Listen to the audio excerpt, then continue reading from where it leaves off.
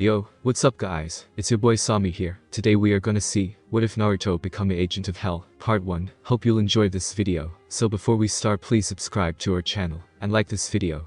So let's get into the video. Chanting, that was all to be heard. Then someone started preaching in a strange language. Everything was black, he couldn't move, he tried, but his malnourished muscles did nothing to the bindings holding him still. The noise intensified. He circled some more. Then pain. A sharp blinding pain erupted in his chest. And we send this spawn of Satan back into the hellfire from whence it came, that voice yelled, in a language he could understand. We cast this fiend back into the devil's domain, a message in which we proudly state that we, the children of Kami, shall never bow to the fires of hell. The pain in his chest worsened, and something sharp completely sliced through his chest, through the ribcage, and through the heart. Let our cries be heard, let our Lord hear our proud voices when we say, the demon fox is dead, Uzumaki Naruto, the demon in human form has been vanquished. The small child uttered a small cry, the still warm blood pooling around his small body. Tears soaked into the blindfold, and he pleaded, begged, cried for anyone, anything to save him. But then the blade within his chest was cruelly twisted, and before his vision faded to black he heard the voice recite a small prayer, making his already destroyed heart and mind darken. He felt a dark sensation overtake him as feelings of hate bubbled in his mind, hate for these people, and hatred for what they worshipped. Angel from below, I wish to sell my soul, devil take my soul, with diamonds you repay, I don't care for heaven, so don't you look for me to cry, and I will burn in hell from the day I die. Those around got silent, the pain-filled voice of a child selling his soul, made their hearts shiver and clench. Despite this thing being a demon, it still had the form of a child, the most innocent thing in existence. The boy's body got still, the blood pools stopped growing in size, and to the child, everything became peaceful. Follow me now my child, a smooth, gentle voice called, making the child open his eyes, and look around, only to find himself in a void. Do just as I say. A large rip in the void appeared, large torrents of flame spilling out, and licking at anything it could burn. Dumped by your own will it be taken by force, I'll get you either way. The child took a step forward, feeling the heat of the fire as he neared. So reach down, grab my hand, and walk with me through the land. He did as he was told, and reached for the flames, which stretched out, and licked at his fingertips as he neared, but strangely enough not burning him. Come home where you belong. Feeling of acceptance and warmth filled him. So come on, jump in the fire. And so, without a second thought, the boy cast himself into the portal of flame, willingly throwing himself into a lake of eternal fire, damning his immortal soul. Strange ghost-like figures made of flame swiped at him as he fell, but even if they hit, he would phase right through them, as if he wasn't solid, or they were just illusions. The surrounding fire converged on him, and started burning his clothing off, leaving him nude as he fell. Surrounding ghosts swarmed around him trying to maim his bare flesh, but had no success. The child of prophecy has fallen, his soul willingly given. Killed by the herd of the shepherd. Now he chants the blasphemy mockery of the Messiah, and cursed the Holy Ghost. Now the feeble kingdom of man shall bear witness to the greatest demon host. He fell, and fell, into the depths of hell, deeper and deeper as the heat grew intense. He felt like he had a sunburn, and the painful stinging started getting more annoying. Then the orange blaze got darker, replaced with a black haze. He looked up, and saw the ghostly demons laughing down at him from a hole before it closed up in a flash. Then the child heard it, a deep and hateful growl. He tried to turn, and saw the evil demon scowl. Boy, do you know what you've done? The monstrous creature demanded. You have damned me back to hell, our souls were not for sale. Naruto looked at him in slight fear, but another voice broke in. Kyuubi, leave the boy alone, you hold no power here. The boy spun around, and jumped in fright as he saw a person standing behind him. It was a man with a dark tan, wearing a black suit. He had smooth black hair slicked back perfectly, and a trimmed goatee. His face was twisted into a charming smirk, and had no signs of aging. For all intents and purposes, he looked just like a man in his prime. He looked down to Naruto. Welcome to hell, young Uzumaki, I have plans for you. Naruto shook involuntarily. What? The man chuckled. You have cursed the heavens, and sold your soul. I never thought that I would ever get hold of your soul, much less a soul as young as you. This must be a major blow to the kingdom of heaven. Naruto took a step back. What are you going to do with me? I shall mold you in my image, and train you in the ways of hell. You shall be my hand on earth, and spread darkness across the land, corrupting the masses, and wreaking havoc however you please. The man spoke darkly. The child will fade to oblivion, and out of the shadows in your heart, you shall be reborn as Naruto, the son of Lucifer. The blaze of hellfire engulfed the boy, his bare body burning in the inferno. The devil watched with an amused grin as the boy's skin charred and flaked, his cries echoing in the void. As this happened, he turned to the Kyuubi who was glaring at them both. You really thought that you could escape my wrath, you insolent fox. You and your siblings will be gravely punished for abandoning your posts. The Kyuubi started to snarl something, but Lucifer waved his hand, making a muzzle of spike chains dig into his snout, causing it to yelp in pain and howl as they dug deeper. Now, we'll be having none of that, he chuckled before looking to see what had become of Naruto, who was now floating in the air as nothing but a skeleton. Slowly veins, organs, and muscle grew back, the canine teeth sharpened slightly, and hardened like the rest of his bones. His eyes regrew, but relatively stayed unchanged. After that his skin grew back, leaving him a bright red color that clashed with his blonde mop of hair. The devil looked back at the fox. I suppose that I should thank you. If it wasn't for you, I would have never got such a soul, and so, as a reward, you will not be ripped to shreds, and scattered around you will be sent into the 9th level of hell, the place I once resided, and you shall remain there until the time has come. The ground underneath Kyuubi crumbled, and it thrashed around trying to escape, but to no avail. It fell through, and howled as it plummeted to its fate, to be trapped in the same place it once lorded over. Naruto slowly lowered to the ground, and fell to his knees. Lucifer spoke in his booming tone, full of fire and brimstone. Today your life ends, and your training begins. Sitting on a shining throne, a woman with the purest blonde hair opened her perfect blue eyes that made even the most perfect sapphire seem clouded. She was dressed in robes that were so white that even snow looked dirty. Her face dimmed, and she let out a sigh, which caught another woman's attention. "What is it, sister?" she asked while opening her raven-colored eyes, which matched her jet black hair as she too sat on a throne. "Night-chan," the woman spoke sadly with a frown, "the child has fallen, the Warb no Yajin was killed." The darker sister looked at the other, the child of prophecy. She questioned in shock, "How can that be Yukio-chan? When I couldn't even feel it." A tear fell from the blonde woman's eyes. "He has forsaken me, sister." The raven-haired sister blinked as it dawned on her. Why would he do such a thing? The god of life looked down in shame. How could he not? When it was my own followers who murdered him. The god of death sat back in her throne heavily. That means. Nai nodded her head. Lucifer just got his hands on the one who was to decide the fate of the 3 kingdoms. No doubt that he will be trained to fight as one of his tempters. Yukio closed her eyes. Should we tell Kushina of this? She is, after all, his mother. Nai shook her head. No, at least not now. It would destroy her to know that her only child was now her enemy. So it'll be better if it destroyed her on the battlefield. The death god snapped. Sister, you are too soft-hearted at times. Which is better?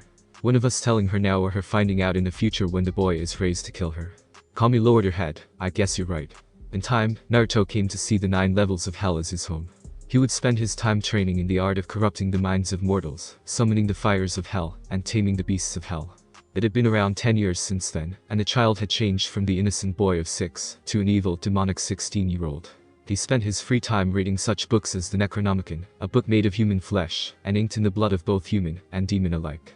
It told of rituals and demon magic, showing things like how to summon souls of the dead or raise zombies. There were a few floating around the human world, but they were fake, they didn't work. The only real one was in hell, in Lucifer's possession. Another book he read was known as the Black Bible or the Unholy Bible, the devil's mockery to the Holy Bible. Lucifer had given him a copy as a gift, which he kept with him at all times. The child had read it so much that he could quote a lot of it, earning himself names like the Unholy Father. It had taken him 9 years to fully fill his training, and the 10th was for him to relax and do as he pleased. He could still remember his training in manipulating a person's mind, making people subjugate their sins, be it lust, gluttony, greed, anger, heresy, violence, fraud, or treachery. Lucifer had him stand before a large reflecting pool which showed the world to him, telling the blonde to pick someone out and make them sin. Preachers were his favorite target. For all their preaching, it was amazing to see how easy sin fell to temptation. Stealing from the donations, lusting after women, and his crowning achievement, something that had most demons on their knees in laughter, making them play hide the hot dog with choir boys. Naruto had become somewhat of the second in command in the eyes of the fiends and demons around, even though Lucifer had never made it official. He would visit each level at random times, mostly the 6th level of heresy, where he would read his book while listening to the tortured screams of the heretics as they burned inside flaming coffins. But when he grew up enough to start noticing girls, the circle of lust saw him much more. The ruler of lust had once been the Hellcat Nipi, but after she left along with the other demon lords, Lucifer had the succubus queen, an extremely alluring lady by the name of Cleopatra, who had once been a queen in an ancient time long before the time of ninja. She and her children, the succubi, had become very interested in him. His powers over hell and immense stamina made him popular, as he would allow them to feed on his chakra during sex. Normally they would feed off the souls of the damned, their lust being more than enough to satisfy them, but having Naruto around at times was like a delicacy. So here he was, sitting on a large rock in the 2nd level of hell, his black Bible in his hand as he read the unholy verses. He was dressed all in black pants, shoes. Sometimes he would dress in clothing like a pastor, mocking the heavens just for fun. And let thou who succumb to the sin of lust be blown about by a gale, just as thou victims had been by your manipulations, he quoted aloud, as if mocking the souls being thrown around in a large tornado, screaming in fear and pain as succubi kept the gale going, laughing at their pain. Lucifer appeared behind him, reading over his shoulder. I see you're still reading. Naruto closed his eyes and nodded slowly. Of course, it is the best book in hell. Lucifer chuckled. Of course it is. The blonde closed the black book and closed the silver skull-shaped clasp over the front, locking it and keeping it from being damaged. Not to sound rude, but do you need something? He asked while stowing it in the pouch. The devil hummed. Yes there is. He spoke while motioning for him to follow. Your time amongst hell is coming to an end. Soon you must return to be my hand on earth, to blacken the souls of mankind. Naruto nodded. Okay, is there any certain way for me to do this? He shrugged. I care not of how you do things, just so long as the influx of souls coming into hell continues to increase, while the souls going to heaven continues to decrease. He stopped just long enough to kick a moaning soul of a man who had been flung out of the large tornado back into it. But before you go, I have a gift for you, one that I have been waiting 9 years to give to you. Naruto followed the man through a portal that he created with a wave of his hand, and found himself in the coldest place in hell, the 9th level. The 9th level was for traitors. They were encased in a frozen lake with only their face showing, never freezing to death, but suffering from the painful sensation of frostbite. There he came face to face. He saw the top part of Kyuubi's massive face sticking out of the ice. The large red eye looked around, and saw the pair standing not too far away, then it closed its eyes, and tried to ignore the pain again. Naruto, I give you, the Kyuubi no Kitsune, the once powerful demon fox is now yours to do with as you please. Kill it, torture it, enslave it, I care not. It is only fair that you decide its fate. The blonde nodded, and stepped forward towards the fox, the ice underneath his feet hissing as he walked. A perk of living in hell was that his own body temperature was a lot higher than before, which skyrocketed seeing as he embodied the fires of hell. But now he controlled it, and kept his body heated around a warm 100 degrees at all times, but with the freezing cold of the 9th level, he pumped it up to a staggering 200. He neared the frozen nose of the fox, ice coated the fur of its snout, and the black flesh looked painfully cracked. Reaching out, he touched the nose of the beast, and watched as the ice quickly melted, leaving the frostbitten flesh exposed. The skin had cracked and ripped, the ice crystals having years to do their work by tearing into the fox's flesh. Kyuubi let out a pained whine, the exposed flesh flaring in pain as the cool breeze hit it, feeling like sandpaper scraping over the wound. All the things he could do to it ran through his mind. He could end it, but decided not to, as it would be too kind. He could shatter its soul, and have it reformed into a weapon using it to kill whoever he pleased, but he already had a weapon capable of separating a person's soul from their body. So that left enslavement, the great Kyuubi no Kitsune, reduced to a slave under his control. Now that was ironic. The blonde raised his hand, allowing a thin sheet of ice to freeze over the fox's nose, just as his palm caught on fire, a black shadowy fire. I, Uzumaki Naruto, lay claim to this beast, mind, body, and soul. The ice melted around the fox, and it was forced to shrink until it was roughly the size of his boot. Then a ring of flame engulfed its neck before dousing to reveal a collar made of chain. It slipped and stumbled awkwardly on the ice, its small paws not having enough surface area to steady itself on the slick ice. The two found the show of weakness to be amusing, watching the once powerful demon fox slip back and forth on the ice, stumbling and yipping as it did. Then its front paws slipped out from under it and sent its snout first into the floor, sliding slowly to a stop in front of the blonde, looking up at him with its shiny crimson eyes. Already getting into the groove of things, aren't we? Naruto mused down at the bowing fox kid. You'd best get used to it, groveling at the feet of your betters. The kid started to growl, but saw the size of his boot compared to its head. Naruto looked at Lucifer. Want to get in on this? He shrugged. I already have the legions of hell bowing before me. Wouldn't it be right for your servant to bow to me? The blonde nodded, then bent down, and picked up the pint-sized fox by the scruff of its neck. It shivered in the cold air.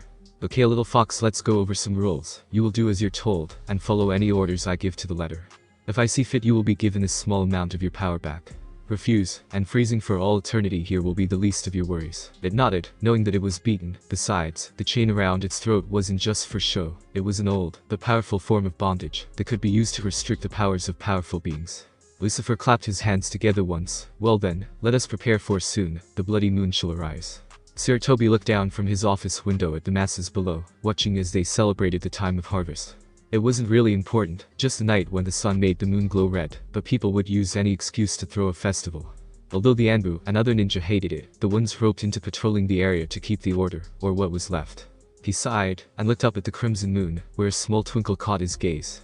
He watched in wonder as the twinkle grew in size, then not in awe as it turned out to be a shooting star. In the dry wasteland of wind country, everything was calm. Small lizards scurried across the cold sand, as the blazing sun had made it too hot to walk on. A rattlesnake slithered across the sand towards a place to coil up and stay warm, as the sun was almost completely down. Then it stopped, its body getting into a lunging position while its tail started to rattle. The black portal opened, the sand below it turning to glass, while a pulse of wind kicked up a small dust storm. The boots stepped out, crushing the glass below it. Everything settled down, and Naruto took a deep breath. I've forgotten what this would smell like, he mused to himself. The blonde took an even deeper sniff. The scent of anger and lust lingers here. He chuckled, then looked down at the rattlesnake, which was ready to strike at him at a moment's notice. What is this? He hissed out coolly, an offspring of the ancient serpent. Naruto slowly reached down and touched the relaxing snake, rubbing its head, while giving off a relaxing aura, which made the snake trust the blonde before slithering up his arm. Snakes were an honored creature in hell. Lucifer often took the form of one when he traveled the plains years ago. It coiled around his hand and flickered its forked tongue, tasting the air and feeling the warmth that the blonde gave off. And like the ancient serpent who opened the eyes of humanity, its offspring was cursed by Kami to live a life on its belly, to bruise its head while bruising the heel of man. Naruto spoke to the snake, quoting the black book, but the devil saw this cruelty and blessed them with an alien-like beauty, as well as bestowing them with fangs for defense and venom to hunt. The rattlesnake seemed to puff up in pride, closing its eyes and holding its head high. Suddenly Naruto's hand gripped the snake's body, making it hiss and bare its teeth. The blonde's hand was just below its head, so the snake couldn't whip around and bite him, so the snake started coiling around and tried to jerk free. But the grip was too strong. Naruto watched as the snake flailed around helplessly in his hand, then channeled his hellish powers, causing the snake's jerking to double in intensity, while steam escaped its open mouth. Naruto chuckled evilly as the snake slowly burst into flames in his hand, not turning to ash, but changing into something more. Soon the hellish blaze died down, and Naruto loosened his grip, allowing the once sandy brown snake to relax as it slithered around his arm. The snake was roughly 2.5 feet long, just a little bigger than before. It was also a little thicker, but still thin enough to where his hand encased it. Its scales were also a different color. Instead of the sandy shade of brown that helped it blend in, it was a reddish-black color, with 2 small horns above its yellow-red eyes. Master, it hisses while flicking its tongue. How may I serve you? The doors to the 2 gods' throne rooms opened, and in glided an angelic woman, Kami-sama. The angels Kakable and Mika have sent word. Mika has confirmed that one of Satan's tempters has broken through the barrier and into human world. Kakable wishes to inform you that Archangel Adonal has safely traversed the space between heaven and earth to deal with this hellspawn. Kami nodded to the woman. Thank you, Gabriel. Gabriel bowed in respect to the 2 gods and flew off. You felt it too, right? Nai questioned her sister. The gateways between the 3 kingdoms weakened tonight. Yukio nodded. Yes, sister. It all reeks of Lucifer's taint. His darkness shielded it all from my visions, but not my senses. Whatever it was, he didn't want us to see. In the desert of Wind Country the sun had finally set, and with the fall of the sun so did the temperature. Naruto walked along the dunes at a lazy pace, not that he had to. After all, he could be considered the twin of Lucifer the clone, as he had many of the same powers, one of which was to be anywhere at any time. But he found the stroll to be somewhat relaxing, and somewhat amusing, as his high body temperature created a small amount of steam to rise from his skin as he walked in the cold air. The snake, which was a demonic species called a sulfur viper, a snake rarely seen on Earth, but plentiful in hell, was draped around his neck, enjoying the warmth. It was named the sulfur viper because its venom gave off the smell of sulfur. But the smell wasn't what made it deadly. When bitten by one, the victim would quickly feel pains around the wound as well as swelling. Then after the venom had time to move through the bloodstream, it would cause major blood clots followed by necrosis, which would rot the body from the inside out. The vipers weren't affected by injecting their own poison, so after killing its prey, it could eat without any ill effects. The viper, who informed him that its name was Yura due to the mental link that could be formed through any demonic or hellish entity by the blonder Lucifer, was told by Naruto that its purpose in life was now to do whatever he told it. Not that it minded. After all, Naruto made it clear that it was free to live however it pleased, but when Naruto summoned it, it would appear in a burst of flame, then, once Naruto was done, would be sent back in the same manner. But with the cold desert sand, Yura asked that they allow him to ride on his shoulder, stating that the cold was unbearable. Naruto agreed, not really minding as the snake didn't bother him by sleeping, well draped over his neck. He was traveling towards the closest village that he could sense, a place where he could feel a massive amount of wrath, or anger, and rage. But the best part was that in that haze of hate and loathing, he could feel the presence of a human. He just had to meet this bundle of sin, and see if he could do anything to better it. The forces of hell could always use beings such as this. On the border of river country and wind, a large object crashed into the ground, making a large crater in the earth, and even sending a few rocks and trees flying through the air. From the crater flew a tanned man with long curly brown hair. He wore golden armor with a bright red cape, an old one-handed saber on his hip, and a pair of angel wings on his back. He was the Archangel Adonal. Adonal glided down to the ground and looked around. This land of sinful taint lingers here, he said softly before closing his eyes. The devil's retainer is here. The angel looked towards the southwest and flew into the sky, using his angelic powers to hide himself from the view of any humans. Naruto felt the angel's arrival. In a land full of sin such as this, it was easy to feel the sudden holy presence, almost like turning on a flashlight in a dark abyss. He smirked and allowed his unholy aura to flare, almost as if sending the holy being a message saying that I'm over here. The blonde had already reached Suna, the Wind Country's hidden village, and had been searching for the person with such a large amount of wrath when he felt the holy arrival. Lucifer had warned him that he would possibly be hunted down by an angel for traveling into the human realm, but with his training, he was confident that he could handle it. Besides, he was in a village, so the angel would be at a disadvantage here, just like he would be in a church or some other holy area. Deciding to hold off his search, Naruto walked towards the large sandstone walls that surrounded the village, and sat down on one of the benches, closing his eyes, and feeling out the surrounding area. There were a few ninjas around, some watching the gates or patrolling the area. Civilians walked around chatting or working, nothing seemed amiss. That was if you couldn't feel the corruption somewhere in. An hour passed until he felt it. The holy assassin sent to kill him was near. Naruto disappeared, not in a puff of smoke or a swirl of sand, he just vanished. Those around seemed shocked until the bench he had been sitting on was carved in two. I was wondering when you would arrive at the Dog of Kami, Naruto said on the wall. The wall underneath him exploded, rubble flying all around. Naruto sailed through the air and landed in a crouch, looking right at the place where the angel was. You need not hide, dog, your holy taint makes you stick out like a flare. The angel appeared, his saber in hand. You do not belong here, foul beast of hell, return to the bowels of hell from whence you came. Again Naruto disappeared as the stone below him and behind him suffered the damage, a long crescent gorge carved into it. Naruto chuckled, showing off a mouth full of pointed teeth, almost like a shark's mouth, but pearly white and nearly perfect. Your holy aura is a wavering Dog of Kami, have you ever fought a being such as I? He disappeared and reappeared behind the angel, his fingernails turning into claws as he slashed at the archangel's back, sending him forward at the force, and yelling in pain. Foul creature. Adil hissed, spinning, and slashing his saber at the blonde. Naruto chuckled, and leaned away from the blade, before leaping off the wall, and into the village, ignoring the people watching them fight, or the ninjas who were waiting for orders. You dare to call me a foul creature, when you attack a village full of people, trying to kill me, and endangering them. Naruto spoke in a deep tone with another laugh. Oh, how woefully ignorant you dogs are. Adil looked at the people around, and realized that the demon was right. He had been so blinded by his mission, that he had forgotten about the innocents. His distracted state cost him. Naruto appeared behind him, punching the angel in the back of the head, and throwing him over the edge of the high wall.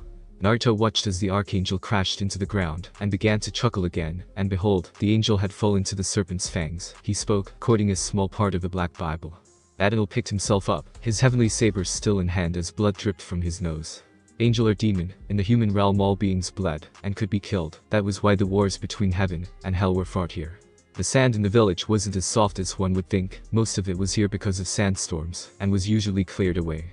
So not even an inch under the sand was pure stone, which broke the angel's nose upon impact. I shall not fall to the likes of you, monster. Naruto frowned at the angel as he readied his weapon. Pity, and I was feeling merciful. Adil narrowed his eyes. Your words are as empty as your soul. Your kind knows no such thing as mercy. They rushed each other, and ended up in a deadlock, Naruto using his claws to block the saber as they pushed against each other. Your end is nigh, monster, the archangel hissed across from the demon.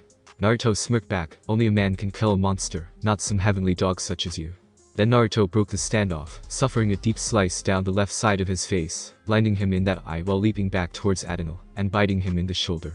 The force being strong enough to shatter the collarbone, shoulder blade, and whatever other bones were underneath, making the angel scream. Unknown to either, a Redid was watching from a building not too far away. A pair of pale green eyes watching the fight with an emotionless gaze. Beside the Redid stood a blonde girl who looked older, and a boy in a weird black suit with face paint. The Redid spoke in a low cool tone. Mother is afraid, she says to obey, mother fears that man. Naruto pulled back, ripping the angel's flesh, and rendering his arm useless. Adil looked into the blonde's eye, the one he hadn't destroyed, and felt fear as he saw the glowing crimson orb. He tried to escape, but couldn't as his own blade was wrenched from his hand, and sent flying before the blonde monster's hand encased the side of his face. Naruto slammed the angel's head into the wall, and with a growl started to run along it, dragging the angel's face along the rough wall, tearing it, and shredding it like a grinder, leaving a long bloody smear along the whole way. Adil soon stopped moving, blood pouring from his mouth, and torn face. He tried to move, but couldn't as the blonde slung him aside, and back to where his sword had fallen. He reached out to grab it with his good arm, but screamed as Naruto crushed it with his foot, sneering down at the angel while picking up his saber. "Pathetic dog, return to your master, and tell her of your failure," he said darkly before plunging the sword into Adenal's back, making him gasp and spit up blood. "Tell her that I, Uzumaki Naruto, have done this to you, and that any more she sends will be dealt with accordingly." Naruto twisted the blade, making his cry out, now, burn in a hellish blaze. He raised his arms, and the angel was engulfed in black flames, burning the body so quickly that he didn't even have time to scream before turning to ash along with his sword. Naruto looked up to the sky as it quickly turned cloudy, as if nature itself was in agony. Looking back at the people of Suna, or at least the ones who had the guts to stick around, Naruto grinned as a man in blue robes with a white coat approached, his face covered in a veil, along with a white cone-shaped hat. He stank of greed and envy, his eyes practically glowing from it. "You?" he ordered, pointing at the blonde. "You're under arrest for disturbing the peace and murdering that man." The blonde chuckled deeply. "'Tis no prison that could hold one such as me," he spoke while disappearing in the blink of an eye, reappearing just out of arm's reach from the Kazekage. Even hell couldn't contain this devil. The Kazekage gulped at the sight of his bloody grin, mouth full of pointed teeth, and cheeks colored crimson, fresh blood pouring from the wound that blinded one eye. He cursed himself as he instinctively took a step back in fear, making the Suna ninjas tense, getting ready for a fight. Naruto saw this, and smirked. "Do you feel it, the fear that clouds your minds?" he asked nonchalantly, as if he hadn't just lost his eye or killed the person who gave him said wound. "The fear of knowing that you face an impossible task, the task of taking down something much stronger than yourselves." His words made them tense up further, making him laugh. "I can feel it. Like a wild animal I can feel your fears. I feed on them. They make me stronger." Killing intent poured over those watching, making them lock up in terror. One of the ninjas started shaking before letting out a loud scream, drawing a kunai from his pouch, and stabbing himself, taking the easy way out to escape the fear. Along with the ninja's life, the killing intent faded, allowing them to move. Everyone looked to the fallen man, then looked to the blonde, only to find the spot empty. A few days had passed since the battle, if you could even call it that, had taken place. The Kazekage had the whole village search top to bottom to try and find the blonde, but unknown to them, Naruto, like Lucifer, he had the power to shape-shift, which made it child's play to hide in plain sight while letting his eye heal, which took longer since it was a holy weapon that caused it.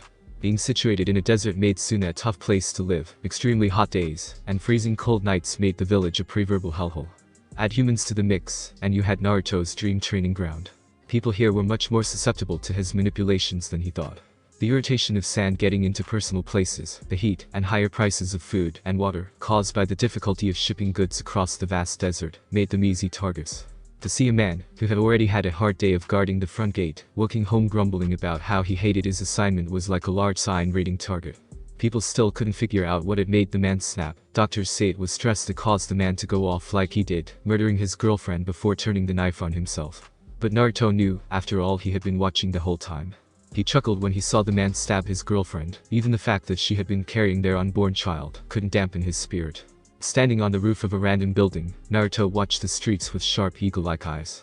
He was dressed in standard Suna ninja clothing with long black hair pulled into a ponytail. The disguise was nearly perfect. He had the clothing, the weapons, even a near-perfect replica of the Suna forehead protector. But if they asked for any ID, he would be caught in a sense.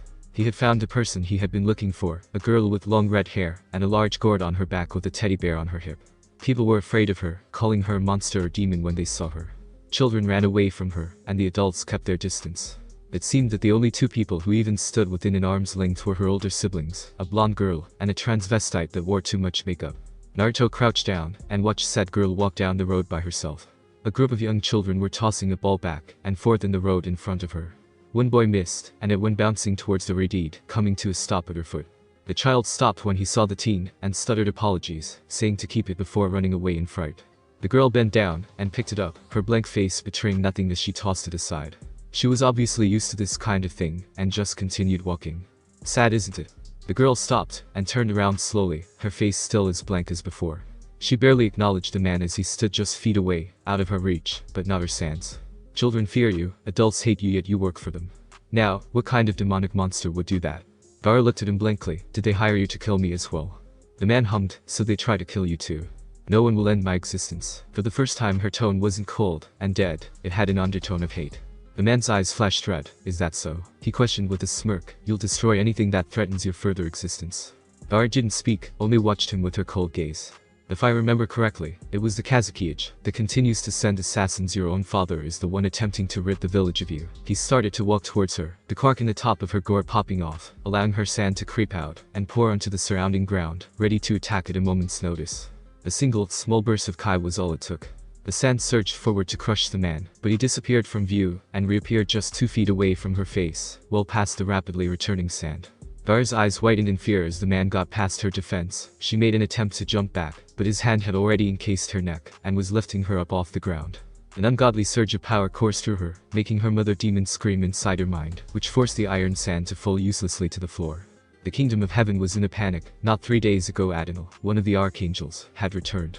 It wasn't the first time an archangel had been sent to rid the human world of a demon, so it wasn't new that he was returning so soon.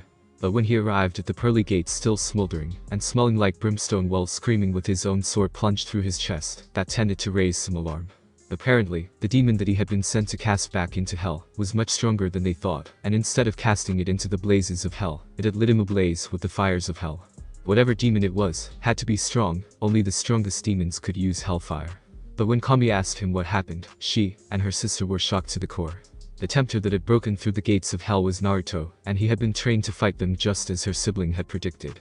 From the report he gave them, Naruto disliked anything seen as holy, actively calling angels dogs of heaven. Adonal was in pretty bad shape when he showed up too. In the human world both angels and demons were capable of being killed, but that was only temporary, as they would return to their respective realm, where they could heal and return once they regained power. All those years ago, back when the 2 kingdoms were at war, the only way to fully kill a demon was to exorcise it, destroying its soul. Just like the only way to kill the angel completely was to destroy its soul. Both sides had their ways. The angels would bless their weapons, and use holy water to poison the demons. Some even had their weapons blessed in the waters. Demons on the other hand had found various ways besides swords to shatter souls. Vengeful spirits, which they named wraiths, seemed to be able to phase through their bodies, and directly attack the soul. Some even had the strange power to raise the dead to use as cannon fodder. But even with the seemingly one-sided war going on, neither gained the upper hand. Soon, meaning years and years later, they called a ceasefire, and retreated back to their kingdoms, which allowed a new kingdom to form in the war-torn realm, the kingdom of humans. The prophecy had been told that a child from the final kingdom would rise, cursed by a burden that should never be carried. It said that the child would rise up, and decide the fates of the 3 kingdoms, the kingdom of humans, the kingdom of hell, or the kingdom of heaven. It would be him who would decide who could control the final kingdom. Rather, heaven was to guide the humans to salvation, hell got to drive them to ruin, or if they, for all their faults, deserved to live their own lives as they saw fit. That day 16 years ago, when Nai had been summoned out of the blue to seal Kyuubi into the child, they both knew that the time of the prophecy was drawing near. Neither should see into the future like their estranged sister Fate, who had foretold the prophecy, so neither could have known what would happen. It was as fate had told them, I must run my course, meaning that no matter what they tried, the prophecy would happen one way or the other. They both knew better than to mess with her. They had seen what had happened to Oedipus the king, when not only he, but his parents tried to stop fate. His mother and father had heard the wise blind prophet tell them that their child would kill his father and bed his mother. In fear, they tried to have the boy killed, but the soft heart of the man they sent to leave the boy to die had given the baby to a kind family. Oedipus, who they had named because of his swollen feet, grew up and became a man. Then he heard a fortune teller tell him the very same tale that his parents heard. Fearing that he would kill the man whom he thought his father, he ran away and murdered a group of men on the road for pushing him around and looking down on him. Later he saved the kingdom from a beast and won the right to marry the queen, becoming the king. Years later, he finally learned that the prophecy had indeed come true. The woman who had given him 3 daughters was in fact his mother, and the 3 girls were not only his children, but his sisters. The queen, who had figured it out just minutes before him, hung herself, and in a fit, Oedipus gouged his own eyes out with the brooch his mother-wife had been wearing. Fate was their older sister. She had power over both life and death, not to the extent that they had, but they knew she had them beat on a one-on-one match. Not that they would fight each other, they all loved each other very much, but the lesson was there, don't tempt fate. Naruto looked at the girl kneeling down at his feet, coughing, and holding her neck where he had been holding her up. I can feel your soul, maiden of Amon, demon of anger. You two possess a damned soul intertwined with another, I know Amon, and that mark on your forehead looks like his work. You wish to be loved, and your wrath, or should I say, your demon prevents it. The blonde walked around her, and crouched down, pulling the large, sand-full gourd from her back, and tossing it aside. He then grabbed the bottom of her shirt, and raised it, exposing her bare, pale back to him. The girl shuddered, unused to the strange feeling he was causing her to feel. She had no hope, if she ever had any, that anyone would help her. After catching her, the man used his strange body flicker to take them far from the village, out in the middle of the open desert. Naruto pressed his finger into her back, and pushed his chakra into her body, making a large seal appear in the small of her back. I see, he said after a minute, Amon didn't do this. This is the work of a human. I should have known. Had Amon found that traitorous Tanuki, he wouldn't have sealed him. He would have dragged it back to hell for Lucifer. She felt his finger trace the seal on her back, and didn't suppress a shudder. "What are you doing to me?" she demanded harshly, but unable to hide the small moan that followed. Naruto's hand snaked around her side, and ghosted over her belly, his other hand grabbing her neck lightly, and pulling her back into his chest. "At first I thought that Amon had chosen you for himself, placing the tanuki, and intertwining his soul with yours ensures that you go to hell after death. I figured that he was waiting for your arrival to ravage your pure, untouched body after all. Why would that sand keep other humans from touching you?" His hotter than humanly possible breath rolled across her neck and ear. "I had to check the mark to ensure it, but instead of finding his personal mark, some bastardized version was placed. A rather weak one at that." Gar stiffened when he touched her chest, playing with her body. "I must admit, my dear, that I was slightly jealous of Amon when I first realized. Your sinful aura is quite attractive. You'd be surprised at the story it tells. Murder of innocence and uncontrollable anger aren't the only sins you've committed. You seem to have committed blood treason." The girl barely heard him, her body tingling and heating up as things started to tighten inside her like a coil. She never even felt his hand leave her neck and unbuckle her pants. "I'm going to be honest with you," he said, his tone dark and evil. "I'm not human anymore. I'm the first horseman of hell, a retainer to Lord Lucifer the devil. I've come to spread the word of evil and corrupt the word. No doubt you've heard of my work not long ago, when I had that ninja murder his wife and child, but that is irrelevant." He stopped just long enough to lick her neck and flick her earlobe with his tongue. "The only thing keeping me from taking the only innocence you have left was what I thought was Amon's mark, but now."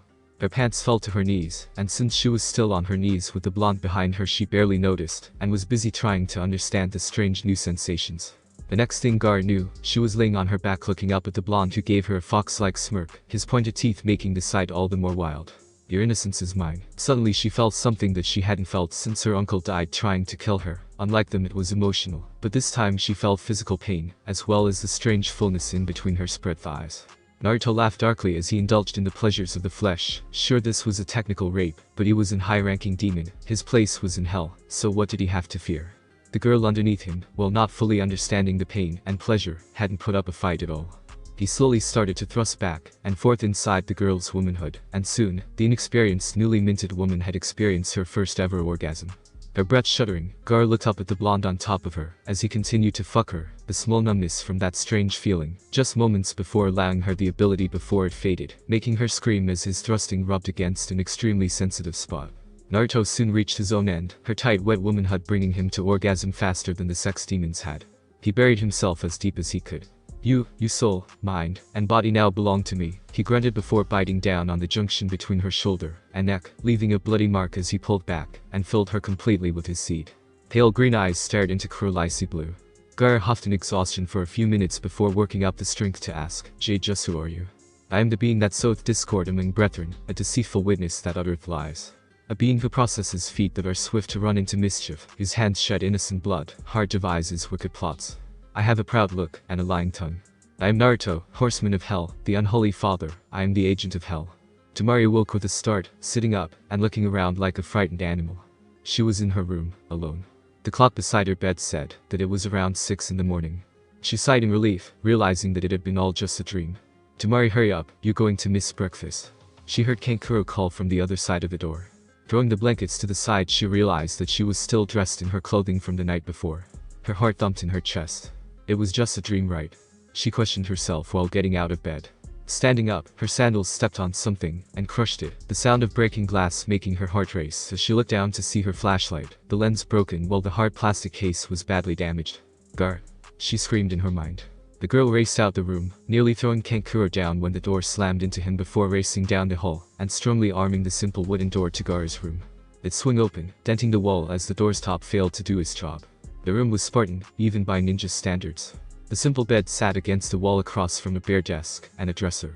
The window was closed, and the curtains were pulled to, keeping the light down to a minimum. She looked around for any sign of her sister, and started getting frantic. "What are you doing?" Temari yelped, spinning around with wide, terrified eyes to see Gar looking at her harshly. "I told you to stay out of my room, Temari," Gar spoke coldly.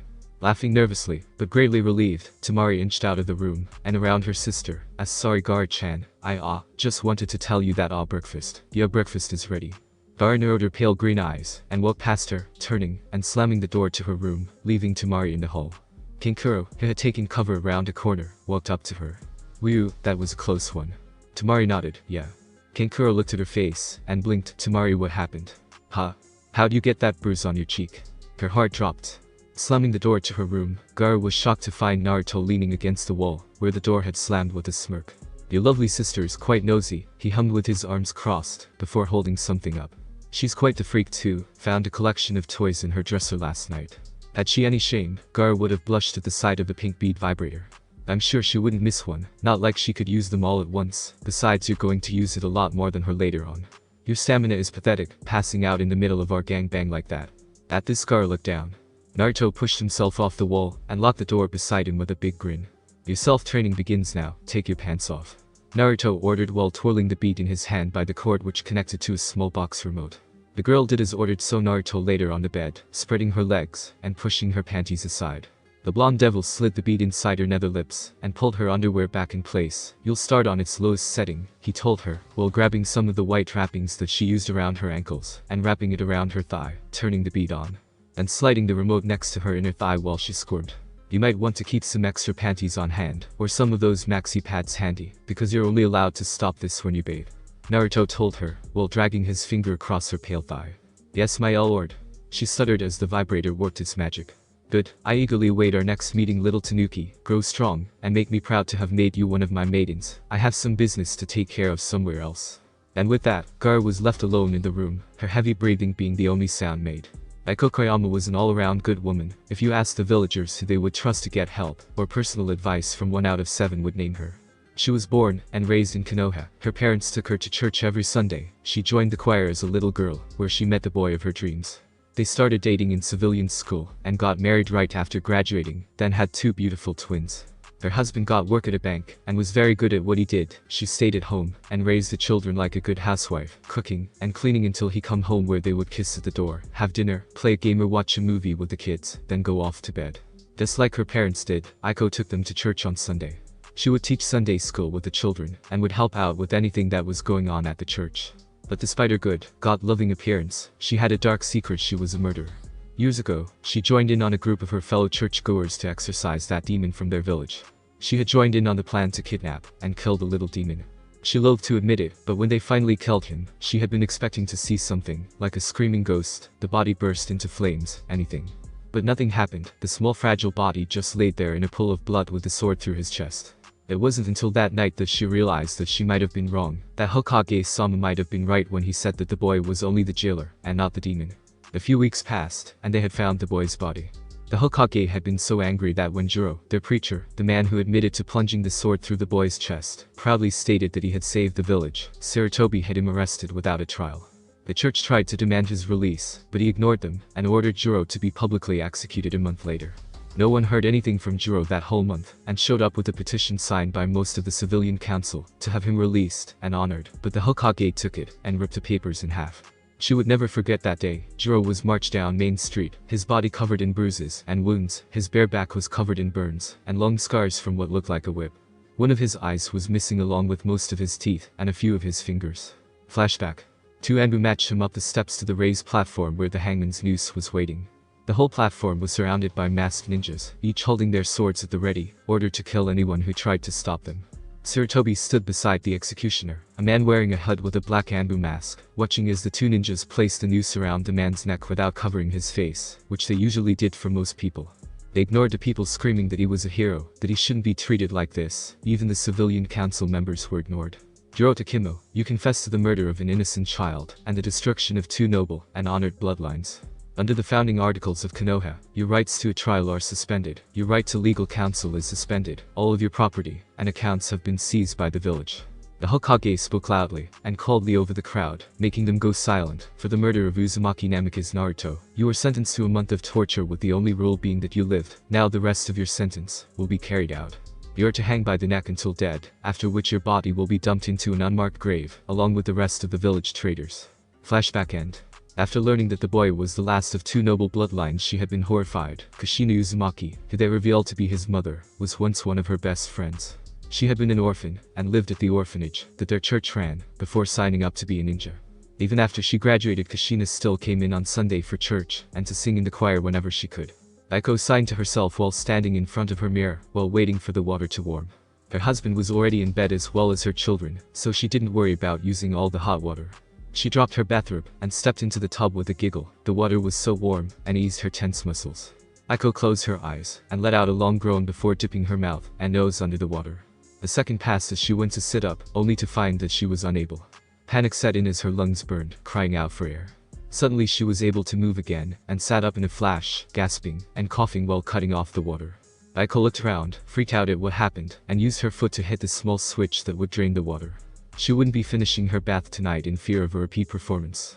Stepping out on a small towel to catch the water, she grabbed her large towel to dry off, only to gasp as the lights went out. They didn't stay out long, and flicked back on a few seconds later. She closed her eyes and sat on the rim of the tub, trying to calm her thumping heart.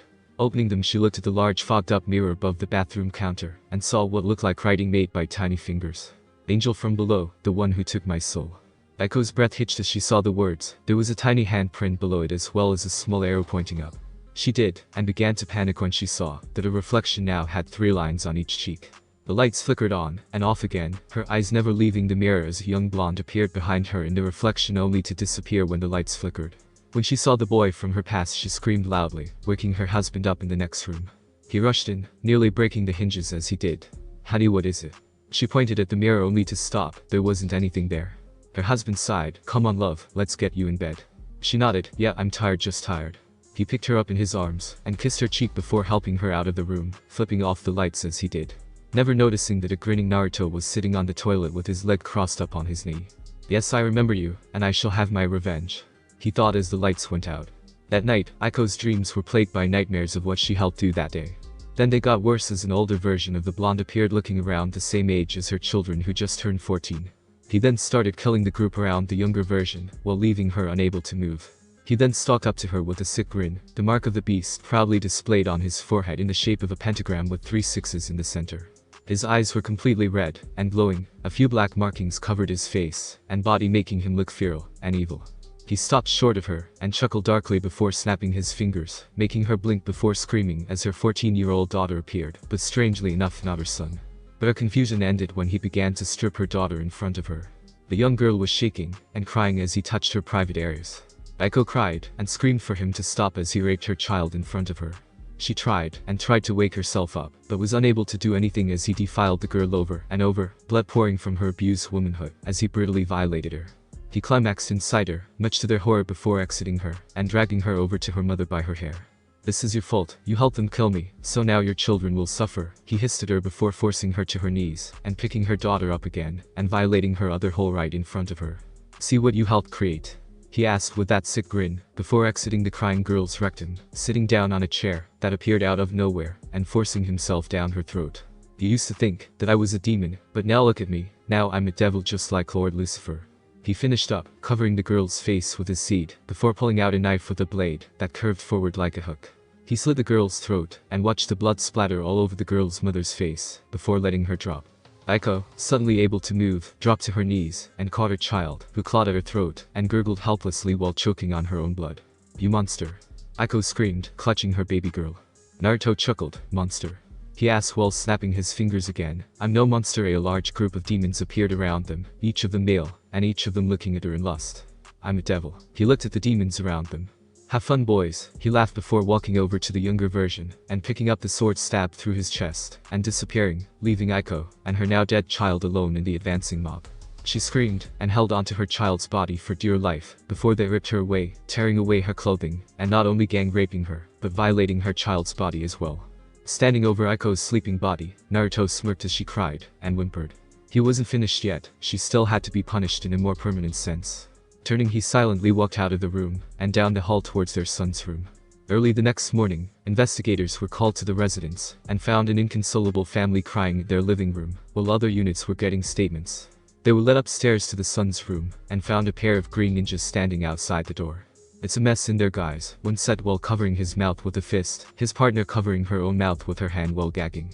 Slowly the door opened and found the boy hanging a foot off the ground, a large metal cross stabbed through his chest and into the wall. Fighting back the urge to vomit, they started analyzing the scene. However, it was carved 3 deep gashes on each cheek, ripping through the flesh entirely for most.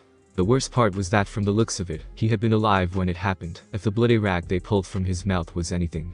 The cross nailing him to the wall was another horrifying find. The way it was inserted missed his heart by just millimeters, but ripped through his lung. meaning that he didn't die quickly. He had slowly bled to death and drowned in his own blood from what the medical told them, seeing as his lungs were full of blood. Another jutsu pointed them in another direction though. Drowning in his own blood wasn't the cause of death. Whoever did it took pity on the boy and broke his neck. Above him was a message written in blood. Thanks for watching my video. Leave a like if you enjoyed my video, and also do consider subscribing to my channel for more awesome content. See you next time. Till then, sayonara.